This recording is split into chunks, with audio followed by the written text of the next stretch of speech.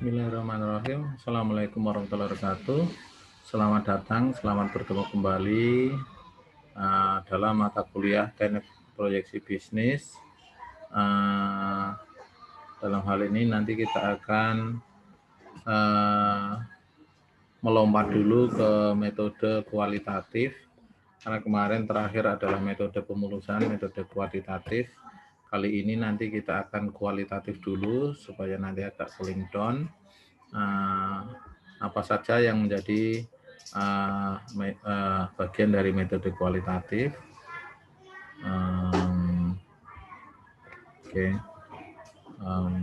Jadi dalam melakukan proyeksi bisnis itu ada dua.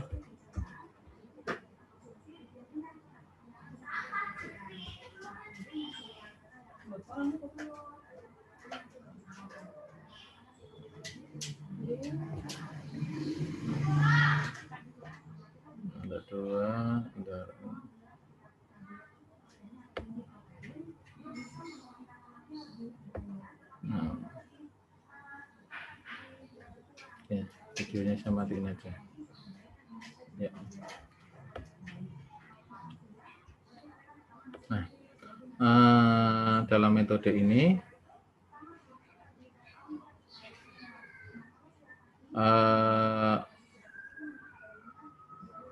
bisa dikatakan namanya metode subjektif, namun demikian kita ulas sebentar mengenai perbedaan antara metode kuantitatif dan metode kualitatif. Kalau metode kuantitatif itu sifatnya berdasarkan angka atau bilangan, sedangkan kalau kualitatif itu berupa pernyataan, kata, atau kalimat. Jadi perbedaannya di situ. Atau biasa kadang orang juga pakai kategorial. Ya.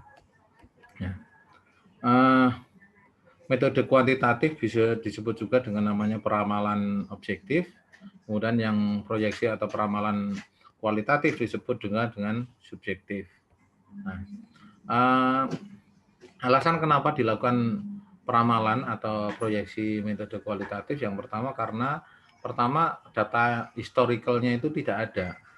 Nah, kenapa nggak ada? Karena memang benar-benar nggak ada sesuatu yang baru. Ya. Misalnya saya saat ini memulai proses pembuatan pelapisan genting. Nah, karena saya baru, saya nggak punya. Itu sebenarnya waktu satu lembarnya itu berapa detik, berapa menit itu saya nggak tahu karena benar-benar baru. Ya, kemudian karena adanya perubahan teknologi. Misalnya sebelumnya Anda pertukangan memakai tanpa alat dengan alat manual, kemudian pakai mesin-mesin. Nah, itu jadi perubahan juga.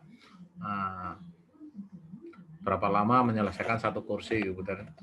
Kemudian karena terjadi perubahan yang radikal. Nah, misalnya membuat sesuatu biasanya di atas tanah, kemudian karena suatu hal harus dikerjakan di atas kapal, misalnya gitu kan. Kemudian yang kedua alasannya itu karena data tidak tersedia, tapi tidak sesuai. Datanya itu tersedia, tapi tidak sesuai dengan pola datanya yang unik. Ya. Nah, dalam peramalan kualitatif ada 3 tahapan. Yang pertama adalah input atau mengumpulkan informasi yang relevan atau yang sesuai. Kemudian yang kedua itu proses, yaitu mengubah atau menganalisis informasi untuk diketahui dampaknya terhadap materi yang diramalkan. Dan yang ketiga itu atau yang terakhir adalah output atau menghasilkan ramalan berdasarkan hasil analisa. Nah, ada 3 bagian besar dalam metode kualitatif, yaitu yang pertama metode peramalan subjektif, kemudian metode eksplorasi, dan metode normatif. Nanti masing-masing dibahas seperti apa. Dalam metode peramalan subjektif itu ada 2 bagian besar lagi yang namanya opini Dewan Eksekutif Perusahaan. Jadi itu adalah apa yang disampaikan oleh para dewan atau board of executive company. Nah, kemudian yang kedua itu karena berdasarkan gabungan tenaga penjualan. Apa saja yang menjadi kriteria ini? Yang pertama adalah pendekatan akar rumput, kemudian teknik manajemen penjualan, pendekatan distributor, kemudian pendekatan riset pasar, dan yang terakhir penilaian probabilitas subjektivitas individual. Nah, nanti banyak metode peramalan kualitatif ini pada masa sekarang mungkin menjadi tidak ada lagi karena perkembangan teknologi yang luar biasa di dengan HP ini ya. Ya. Karena banyak hal yang sebetulnya harus tertulis sekarang semuanya sudah bisa dengan cara online, ya, dengan cara online. Jadi misalnya nanti metode Delphi gitu ya, itu yang harusnya pernyataan tertulis yang lewat moderator sekarang bisa langsung bisa model online misalnya seperti ini dengan Zoom atau dengan cara-cara yang lain misalnya Microsoft yang lain gitu ya atau mungkin dengan Google Classroom, Google Meet dan sebagainya ya. Nah, kita bahas metode peramalan subjektif yang pertama. Metode subjektif itu adalah analitik kualitatif yang pertama. Kriterianya apa? Metode ini hanya didasarkan pada penilaian subjektif peramal. Yang kedua, analisis reliabilitasnya itu rendah dan peramalannya dinyatakan dalam interval, tidak langsung fokus pada suatu titik tertentu. Nah, peramalan subjektif ini yang pertama tadi ada 5 ya, ada 5. Yang pertama adalah opini eksekutif Dewan Manajer. Nah, jadi di sini nanti ada meeting para eksekutif perusahaan itu berkumpul untuk membuat estimasi pada suatu hal yang pada masa datang. Kelebihannya akan cepat karena kumpul satu ruangan dan langsung bisa dibutuhkan. Tidak perlu alat statistik yang rumit karena opini-opini. Kemudian menggabungkan aneka sudut pandang yang khusus. Dan kadang merupakan satu-satunya teknik peramalan yang dapat dilakukan saat itu. Nah, beberapa kekurangannya adalah tetap kurang baik dibandingkan kuantitatif karena tidak berdasarkan data faktual. Kemudian mahal juga karena harus menghabiskan para eksekutif. Nah, tapi dengan cara sekarang sebenarnya opini Dewan Eksekutif ini tidak perlu dihadirkan dalam satu ruangan, tapi dalam satu room Zoom, misalnya gitu kan. Bobot yang diberikan terhadap perkiraan setiap eksekutif tergantung pada peran dan kepribadian eksekutif. Jadi ada yang cukup berani, ada yang kurang, nah, seperti itu. Nah ini ilustrasinya, misalnya ada 5 dewan eksekutif. Nah, ada yang 20, 22, 21, 23, 23. Kira-kira nanti di rata-rata kira-kira mungkin akan menjadi disepakati 22. Tapi mungkin dengan beberapa alasan karena sifatnya kualitatif. Mungkin yang 23 ini kita harus optimis kayak gitu kan. Di tempatnya seperti ini bisa menyampaikan pendapatan jadi ada mufakat. Kemudian peramalan yang subjektif yang lain adalah gabungan tenaga penjualan. Nah, dari gabungan ini akan ada 5. Ya. Jadi dari pandangan dari para sales, ya, sales dan marketing itu membicarakan bagaimana peramalan di masa datang. Yang pertama adalah pendekatan dari akar rumput. Jadi dari para penjual di ujung, ya, karena dia dianggap yang paling tahu. Dari seluruh tenaga penjualan, misalnya di Jawa Tengah ada 50, di Jawa Barat ada 40, Jawa Timur ada 60. Nanti mereka masing-masing mengajukan berapa di masing-masing daerah area kerjanya untuk akhirnya dijumlahkan. Jadi pendekatan akar rumput ini ada kelebihan, peramal tahu benar karena keadaan pasar di wilayahnya. Kemudian adanya tanggung jawab untuk mencapai nilai peramalan dan dapat dipilah berdasarkan daerah, produk, dan pelanggan. Nah, kelemahannya itu kadang ada yang terlalu optimis dan biasanya pesimis gitu kan.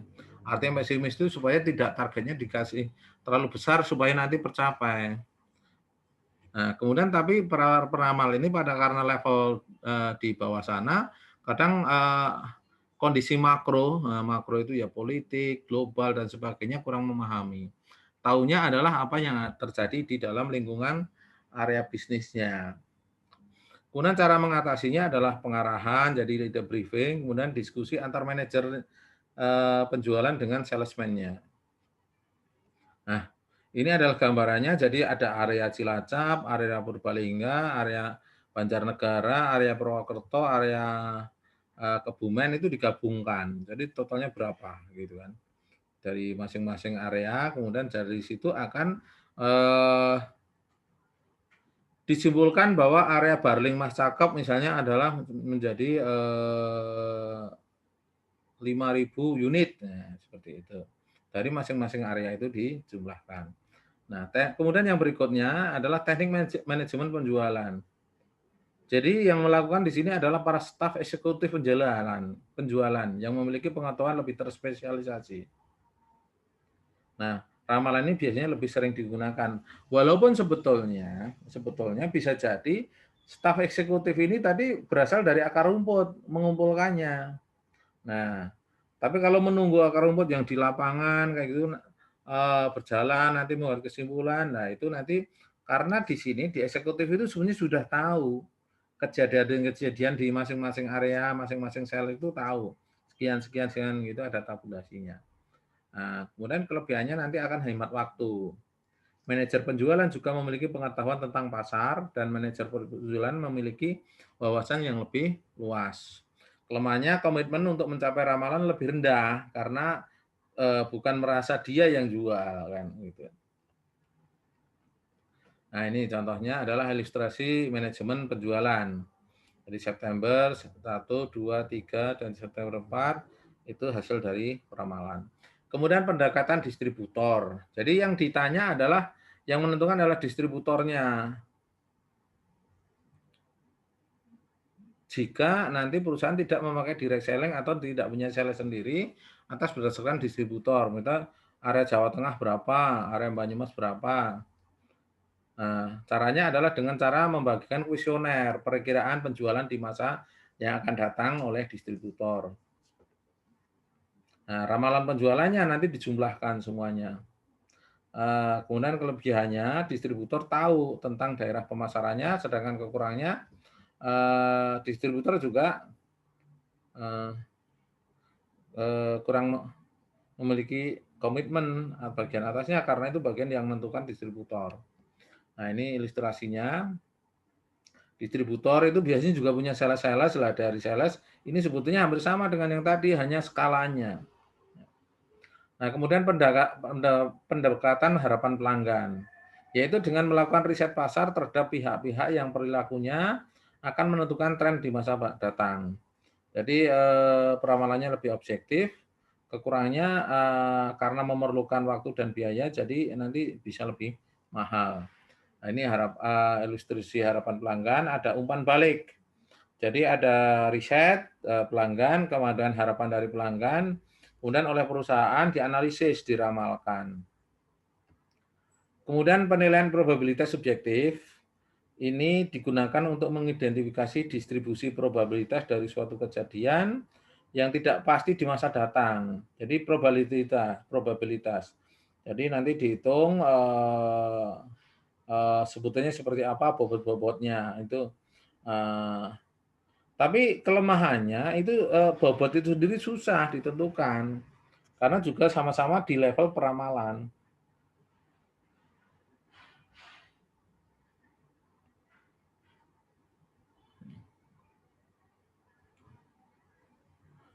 Kemudian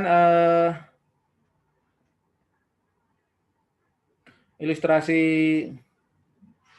probabilitas subjektif seperti ini.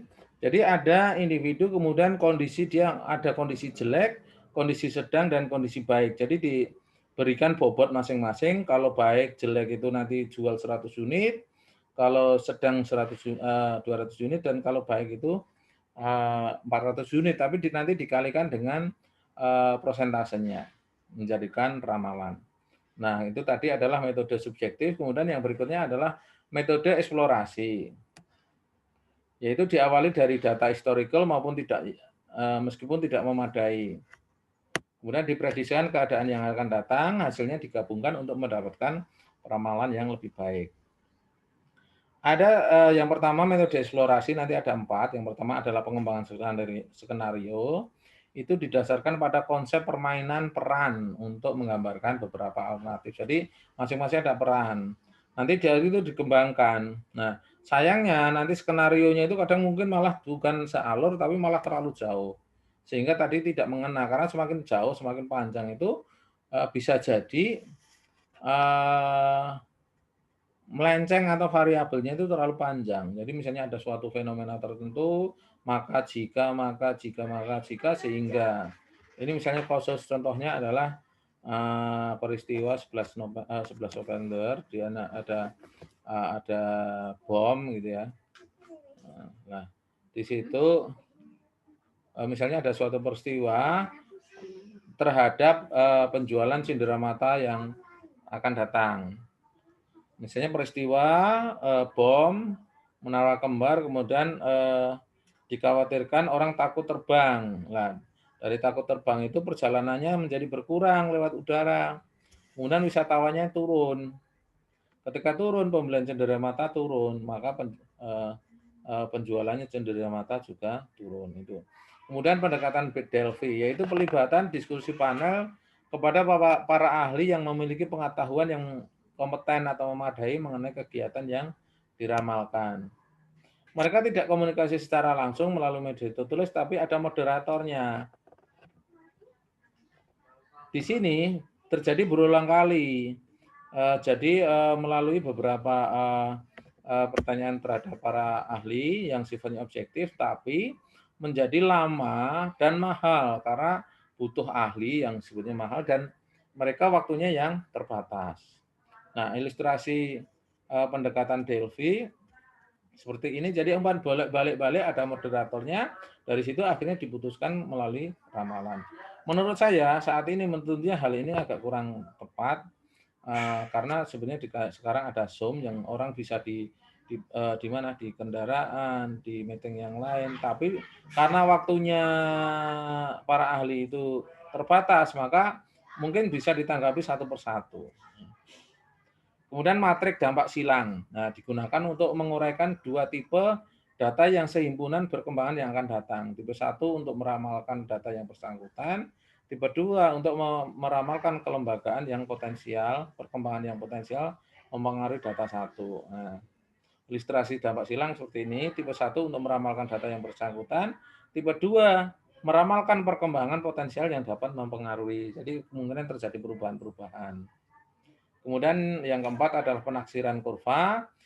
Kita tahu bagi orang manajemen bahwa setiap kegiatan, setiap unit usaha itu selalu mengikuti product life cycle, di mana di situ ada perkenalan, pertumbuhan, kematangan, dan penurunan. Nah, tentunya ketika di perkenalan itu secara umum perkembangannya kecil. Mungkin misalnya 5%, atau maksimal 10%. Tapi di masa pertumbuhan penjualannya itu bisa melonjak, bisa 20%, bisa 50%. Tapi di kematangan itu cenderung rata dan di penurunan itu justru bisa jadi berkurang. Nah, ini atas berdasarkan kurva. Kemudian yang terakhir adalah pendekatan normatif, yaitu pendekatan yang terdiri dari teknik pohon relevansi dan dinamika sistem. Kedua teknik ini sebutnya teori untuk pengambilan keputusan atau operation riset dan teori organisasi. Nah, ini contohnya. Jadi misalnya kita akan menginvestasikan ramalan uang kita akan ditempatkan di mana. Itu misalnya di makanan itu kemungkinan untungnya itu lebih kecil. Lebih kecil. Maksudnya persentasenya lebih kecil 40%, ruginya 60%. Tapi ruginya itu sebutnya hanya 3 juta kalau rugi, untungnya 5 juta. Tapi kalau yang warnet itu 70% kemungkinan untungnya. Tapi kalau untung dapat 15 juta. Lah, tapi kalau rugi walaupun 30% itu bisa 25%. 25 juta karena menyangkut investasi yang besar. Jadi nanti dari situ bisa kita mau makanan atau warnet untuk masa mendatang. Kemudian dinamika sistem pada suatu sistem baik sederhana maupun kompleks. kita bisa membandingkan metode peramalan metode kualitatif itu dengan beberapa kelemahan. Yang pertama, pencarian bukti pendukung itu agak susah, kemudian keyakinan berlebihan terhadap hasil, dan konformitas yang berlebih di antara anggota kelompok. Maksudnya masing-masing sepakat, kita gini aja, kita gini aja, dan selalu didukung. Nah, ini ada kelebihan dan kekurangannya secara umum. Untuk kelebihan yang umum, kuantitatif itu objektivitasnya tinggi. Kemudian jika ramalan dibutuhkan dalam jumlah yang besar, itu mudah dan hemat. Kemudian kalau kelemahannya itu adanya asumsi pola hubungan yang konstan. Kemudian kalau metode kualitatif dapat mengakomodir perubahan pola, tapi masalahnya agak bias. Sebagian orang terlalu optimis, sebagian orang terlalu pesimis. Nah, ini contoh-contoh dalam peramalan, misalnya adanya serangan flu burung, bagaimana terhadap hunian hotel.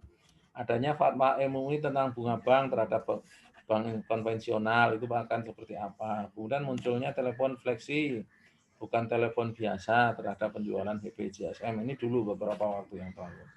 Demikian dari saya kuliah online hari ini.